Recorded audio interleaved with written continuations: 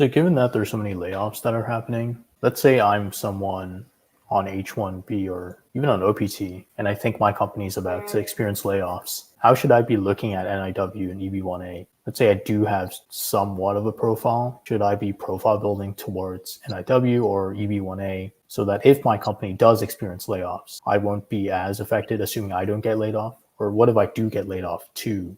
Would I still benefit from NIW or EB-1A? Yeah, it's a good question. And it really depends on where you are in your total immigration process. So for people who are on H-1B, for example, if you're on H-1B and you do not have a secured priority date, and it looks like your company is going to lay you off and you're already past the third year of H-1B status, EB-2 NIW is probably something that you should look at really close. And that's because when the next company hires you, they're going to be looking at this 2+ year perm timeline, and they're going to be asking themselves, can we really sponsor this person? Or can this person work for us long term? If you already have the EB-2 NIW and you can present that to them, that's great because you've kind of eliminated a barrier to your hiring. You've removed some doubt from the hiring manager's mind. So it's really great for you to have the EB-2 NIW as a tool, as something in your pocket that you can just present.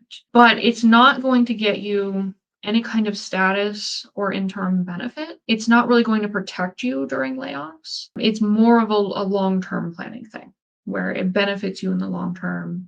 It might help make the job search a little bit smoother. I talk to people a lot of times who think that having the EB-2 NIW will give them work authorization or like special benefits or a lengthened grace period during layoffs, and none of those things are true.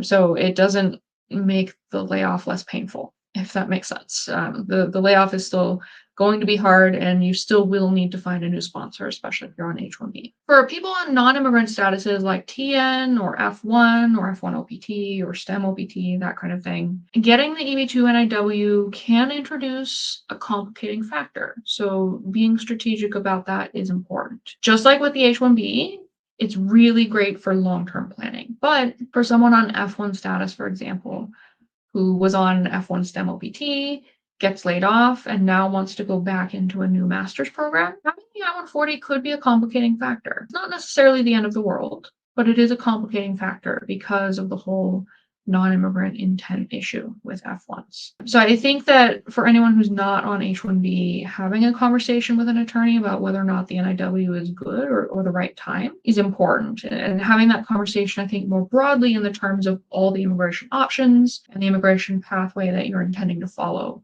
is especially important.